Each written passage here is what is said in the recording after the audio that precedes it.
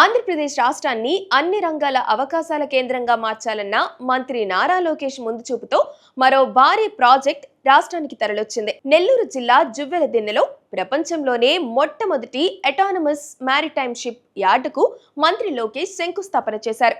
Sagar defence engineering సంస్థ ప్రతిష్టాత్మకంగా చేపడుతున్న ఈ ప్రాజెక్ట్ అత్యాధునిక సాంకేతికతో కూడిన నౌకల నిర్మాణానికి చిరునామాగా మారబోతుంది.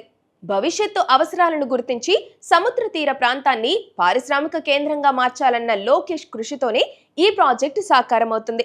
ఈ మ్యారిటైమ్ షిప్ యార్డ్ ఏర్పాటు కోసం కేవలం పారిశ్రామిక స్థాపన మాత్రమే కాకుండా దేశ రక్షణ, రవాణా రంగాల్లో విప్లవాత్మక మార్పులకు నాంది పలకబోతుంది.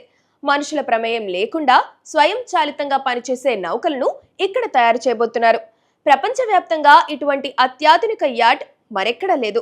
ఏపీకి ఉన్న సుదీర్ఘ సముద్ర తీర ప్రాంతాన్ని పారిశ్రామికంగా వాడుకోవడంలో మంత్రి లోకేష్ అనుసరిస్తున్న వ్యూహాత్మక విధానాలు ఇప్పుడు అంతర్జాతీయ సంస్థలను ఆకర్షిస్తున్నాయి. సాగర్ డిఫెన్స్ వంటి అగ్రశ్రేణి సంస్థ ఇక్కడ పెట్టుబడులు పెట్టడం రాష్ట్ర పారిశ్రామిక వాతావరణంపై ఉన్న నమ్మకానికి నిదర్శనం. జువ్వలదిన్నెలో రాబోతున్న ఈ షిప్ యార్డ్ ద్వారా స్థానిక యువతకు భారీగా ఉపాధి అవకాశాలు కూడా లభించబోతున్నాయి. కేవలం ఐటీ రంగమే కాకుండా తయారీ, రక్షణ రంగాల్లోనూ ఏపీని అగ్రస్థానంలో నిలపాలన్న లోకేష్ లక్ష్యం ఈ ప్రాజెక్టుతో మరో ముందడుగు వేసినట్లు అయింది.